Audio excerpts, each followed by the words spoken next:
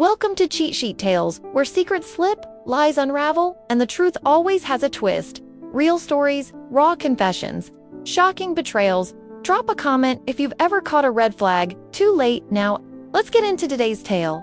The boardroom door clicked shut, just as my fingertips grazed the handle. Through the frosted glass, I could see 7 silhouettes settling into chairs around that polished conference table. My conference table, the one where I'd presented my prototype 18 months ago. My voice trembling with excitement as I showed them what 3 years of 18-hour days in my garage had created. Oh, Mirak!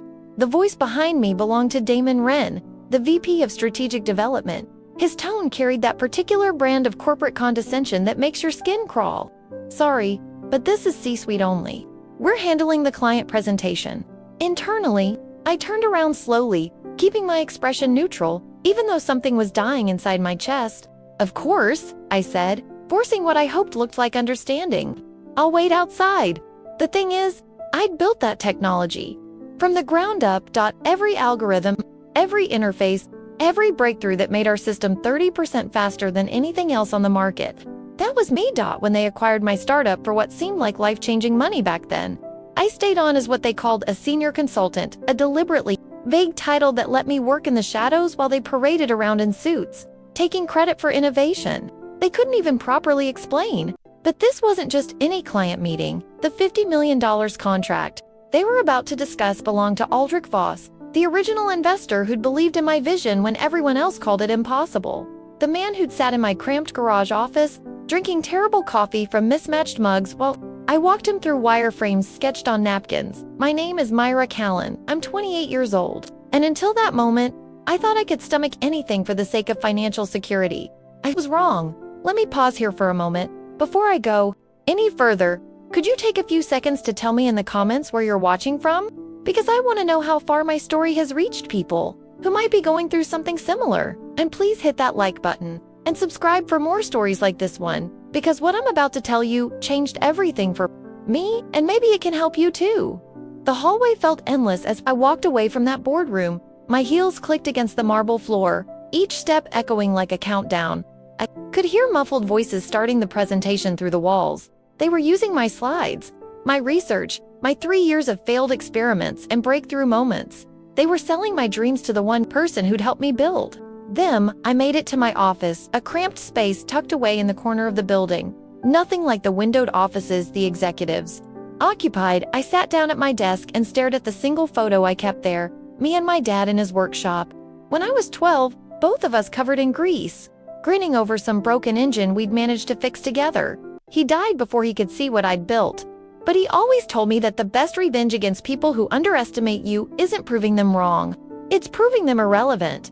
For the first time in 18 months, I wasn't thinking about keeping my head down or playing it safe. I was thinking about that clause buried deep in my acquisition contract, the one my lawyer had insisted on even when I thought it was unnecessary. The clause that said if I ever felt the company was misrepresenting or misusing my technology, I retained certain rights. The presentation lasted 2 hours. I know because I watched every executive file out of that boardroom with smug satisfaction written across their faces. Broderick even had the audacity to give me a thumbs up as he passed my office, like I should be grateful to have witnessed their success from the sidelines. That night, I went home to my apartment and pulled out a box I hadn't touched since the acquisition. Inside were all my original notebooks, prototype sketches, and correspondence with Aldrich Voss from those early days. Every late night brainstorming session we'd had was documented in handwritten notes and email chains. Every breakthrough moment was time-stamped and signed by both of us. But more importantly, I still had his personal phone number. I called him at 11 p.m., not through corporate channels, not through intermediaries, but direct. The way we used to talk when I was just a woman with an impossible idea, and he was the only investor crazy enough to listen. Myra Callan. His voice was surprised, but warm. I wasn't expecting to hear from you tonight. The presentation today was impressive, though I have to say, something felt off about it. My heart started racing. What do you mean? Well, he paused, and I could picture him in his home office, probably wearing one of those worn sweaters he favored for evening calls. The team seemed to struggle with some of the technical details. When I asked about the original inspiration for the core algorithm, they gave me a lot of corporate speak, but no real story. You know how much I value understanding the human element behind innovation? This was it. This was the opening I needed, but I had to be careful. I couldn't sound bitter or vindictive. I had to sound professional, concerned, and most importantly, truthful. Aldrich Voss, I said slowly, can I ask you something? Do you remember our conversation about intellectual integrity?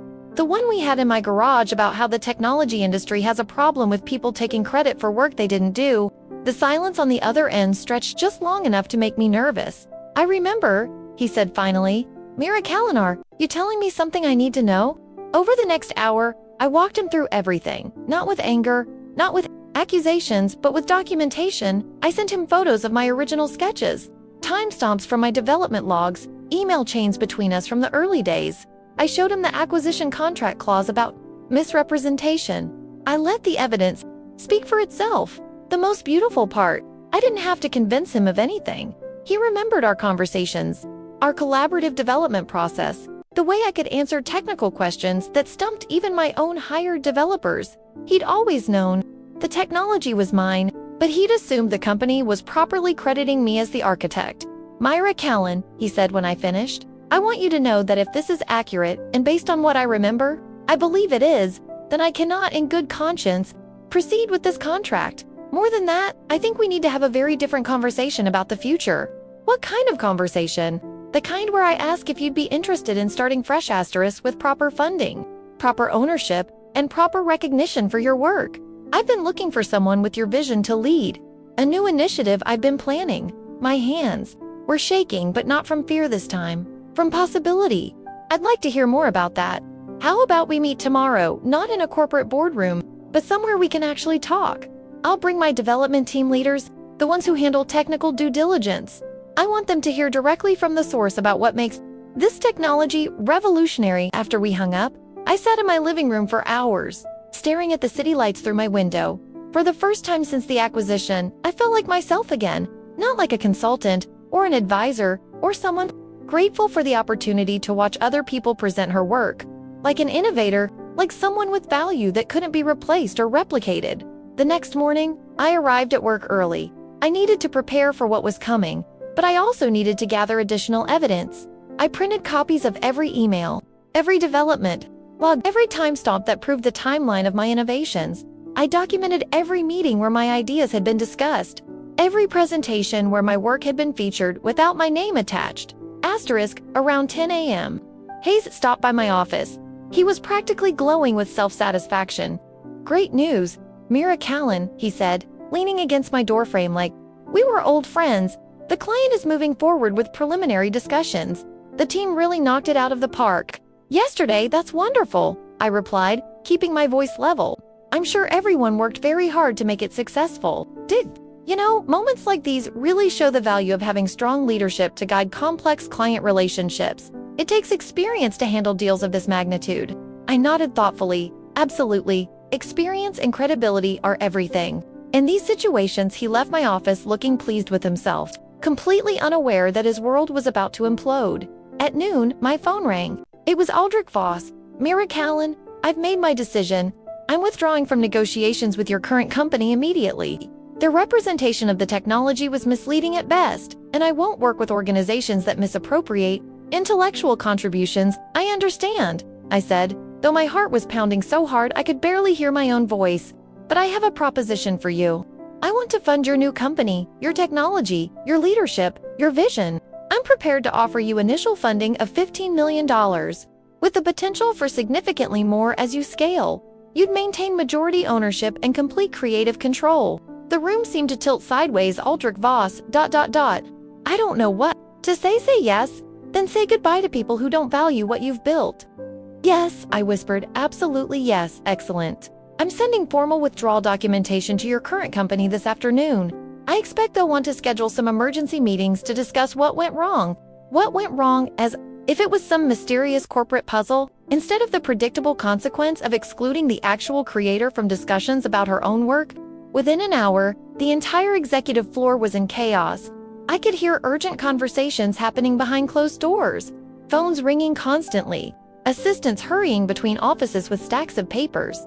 The $50 million deal that had seemed like a guaranteed win that morning was evaporating in real time. Hayes appeared in my doorway again, but this time, his expression was completely different.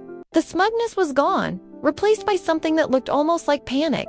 "Mira Callan," he said, stepping fully into my office and closing the door behind him. "We need to talk. There seems to be some kind of misunderstanding with the Aldrich Voss group. They're claiming there were misrepresentations in our presentation." "That sounds serious," I said, turning away from my computer to face him directly. "What kind of misrepresentations?" "They're asking questions about the original development team, the timeline of innovations, things like that. Very technical details that seem, I don't know, unnecessarily specific." I watched him struggle to find words that wouldn't admit what we both knew was true. "Maybe they want to understand the technology better," I suggested. "Some clients appreciate knowing the full story behind the innovations they're investing in." His face flushed slightly. "Right? Well, the thing is, you were obviously very involved in the early development process. If they want to speak with someone who has that historical perspective, you might be the right person to have a conversation with them." Finally, after 18 months of being relegated to the shadows, they needed me front and center. "I'd be happy to help," I said carefully, though I should mention that Aldrich Voss and I actually have quite a bit of history together. He was my original investor. Before the acquisition, the color drained from Hayes's face so quickly, I almost felt sorry for him. "Almost? Your original investor?" "Oh yes. We worked together extensively during the early development phases. Very hands-on relationship. He's quite familiar with my role in creating the technology." Hayes left my office without another word. The afternoon brought a parade of executives to my door, each one more desperate than the last. First came Petra Lane, the chief technology officer who'd never written a line of code in her life. Then Orion Beck, the VP of innovation who couldn't explain how innovation actually happened. One by one they came, to ask for my help in salvaging a deal that was falling apart because they'd excluded the one person who could actually answer the client's questions. But it was too late. By 5 p.m., Aldrich Voss had sent formal documentation to the company's legal department, officially withdrawing from all negotiations and citing concerns about intellectual property misrepresentation. The letter specifically requested clarification about the original development team and asked for detailed documentation of each team member's contributions to the core technology. The executives had built their careers on taking credit for work they didn't understand, and now someone was asking them to prove their expertise. At 6 p.m., I submitted my resignation letter. Short, professional, and effective immediately. At 6:30, I walked out of that building for the last time, carrying nothing but my personal belongings and the satisfaction of knowing that everything was about to change. The phone call started that evening, first Hayes, then Petra Lane, then Orion Beck, all of them wanting to discuss my departure and explore options for moving forward. All of them suddenly very interested in acknowledging my contributions and finding ways to properly credit my work. Too little, too late. The next morning, I woke up as the majority owner of a fully funded technology company, with the backing of one of the most respected investors in the industry. The morning after that, I read in the business news that 7 executives from my former company had submitted their resignations following the collapse of their largest potential contract. The most beautiful part was that I never had to destroy them. I just had to let the truth surface. When someone asks you to prove you created something, and you can't, the conversation tends to end pretty quickly. The resignations made headlines in the tech industry, not because of who these people were individually, but because 7 C-suite executives leaving the same company within 72 hours suggested something catastrophic had happened behind closed doors. I found out the details from Lila Trent, my former cubicle neighbor who'd always been kind to me. She called me 3 days after I'd walked out, her voice barely above a whisper. "Mira Callan, what did you do?" she asked. But she wasn't accusatory. She sounded amazed. I told the truth. I said, "That's all." "Well, the truth just demolished the entire leadership structure. They called an emergency board meeting yesterday. Apparently, when Aldrich Voss withdrew from the deal, he didn't just leave quietly. He sent a detailed report to the board of directors explaining exactly why he couldn't work with a company that misrepresented intellectual property." My stomach fluttered, but not with anxiety this time. With vindication, Lila Trent continued. "The board demanded documentation proving who actually developed the core technology. When the executives couldn't provide it, they started pointing fingers at each other. Hayes threw Petra Lane under the bus, saying she should have known the technical details. Petra Lane blamed Orion Beck for not maintaining proper development records. Orion Beck claimed it was everyone else's responsibility to verify the information before client presentations, and none of them could actually explain how the technology worked. I said, "Exactly." The board brought in independent technical reviewers to assess the situation. guess whose name appeared asterisk on every single patent application, every development milestone, every breakthrough documentation? Mine. Because I'd been meticulous about documentation, even when I thought no one would ever need to verify my contributions. The board gave them a choice. Leela Trent said, resign quietly or face a public investigation into intellectual property fraud. They all chose resignation. After that call, I sat in my new office, a bright windowed space in a building I'd chosen specifically because it felt nothing like my old workplace, and tried to process what had happened. 7 people who'd made my life miserable for 18 months had essentially erased themselves from my professional landscape. Not because I'd schemed or manipulated or destroyed them, but because they'd built their careers on a foundation that couldn't withstand basic scrutiny. The irony was staggering. They'd excluded me from the meeting because they thought I wasn't important enough to be there. But excluding the actual creator of the technology from discussions about that technology had exposed the fact that none of them understood what they were selling. Asterisk. My new company launched 6 weeks later. Aldrich Voss had introduced me to a team of brilliant developers who actually wanted to understand my vision instead of just profiting from it. We called the company Apex Innovations, simple, direct, and completely owned by me. The first major client meeting was surreal. I sat at the head of a conference table in my own building, presenting technology I'd created to people who respected my expertise. When technical questions arose, I answered them myself, instead of watching someone else stumble through explanations they didn't comprehend. But the real validation came 4 months later, when Aldrich Voss brought me an opportunity that made my original $50 million deal look modest.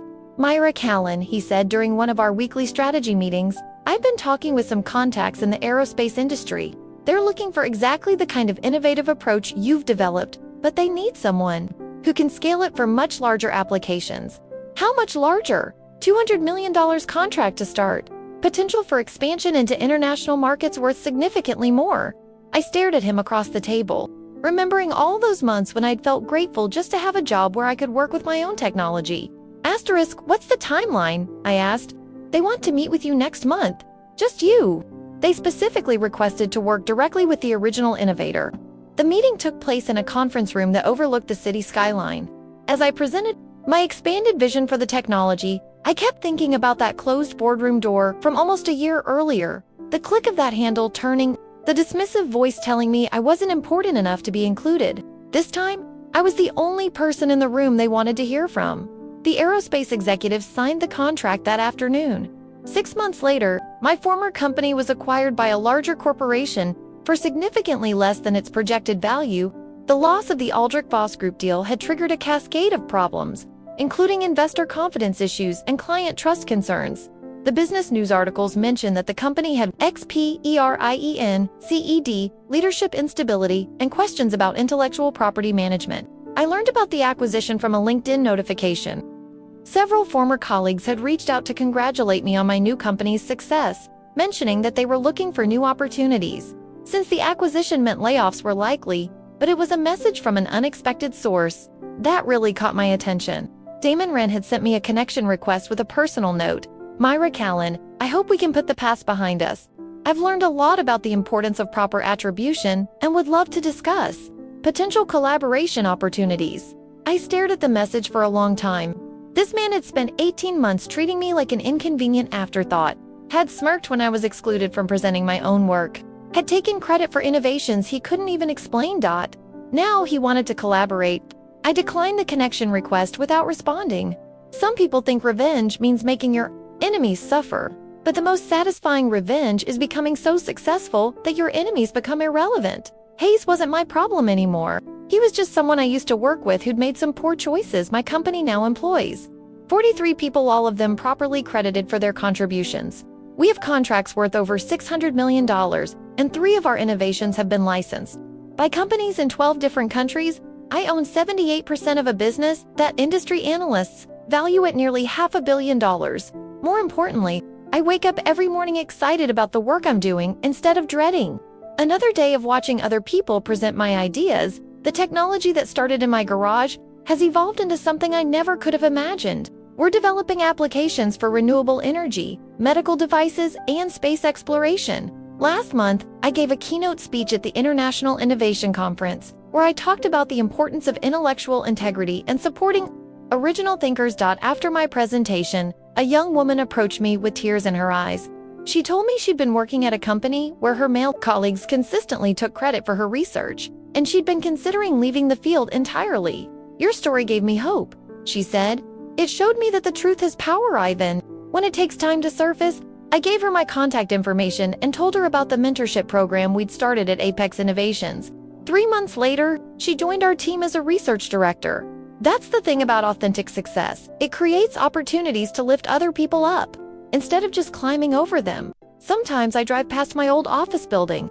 It's been mostly empty since the acquisition, with only a few departments remaining before the full consolidation happens. The parking lot where I used to sit in my car, psyching myself up for another day of invisibility, now has weeds growing through. The asphalt cracks, but I don't feel vindictive when I see it. I feel grateful. Those 18 months of frustration and exclusion taught me exactly what kind of leader I didn't want to become. They showed me the difference between authority based on position and authority based on competence. Most importantly, they proved that you don't have to destroy people who underestimate you. You just have to build something so undeniably excellent that their opinions become meaningless. The last I heard, Hayes was working as a consultant for small tech startups, helping them optimize their leadership structures.